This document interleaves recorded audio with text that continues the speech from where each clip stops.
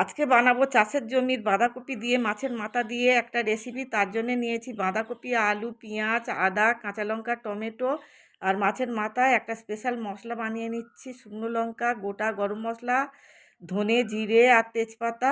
এখানে বাঁধাকপিগুলোকে কেটে 50% আমি ভাপিয়ে নিলাম, আর লবণ হলুদ মাখিয়ে মাছের মাথাগুলোকে উল্টে পাল্টে আমি ভেজে নিলাম। ছোট ছোট করে আলু কেটে রেখেছিলাম, ওই তেলের মধ্যে আলুগুলোকে ভেজে নিলাম। ওই তেলের মধ্যে দিয়ে দিলাম জিরের ফোড়ন আর পেঁয়াজ, টমেটো, কাঁচা লঙ্কা। ভালো করে 2 মিনিট নাড়াচাড়া করে নিয়ে নিলাম ভাপিয়ে রাখা বাঁধাকপিগুলো আর ভাজা আলুগুলোকে দিয়ে আবার নাড়াচাড়া করে নিলাম 2 মিনিট। নিয়ে দিয়ে দিলাম রোজকার মশলা, চিনি আর লাল লঙ্কার গুঁড়ো। গরম জল দিয়ে মাছের মাথাগুলোকে দিয়ে 10 মিনিট ঢাকা চাপা দিয়ে রান্না করে নিলাম।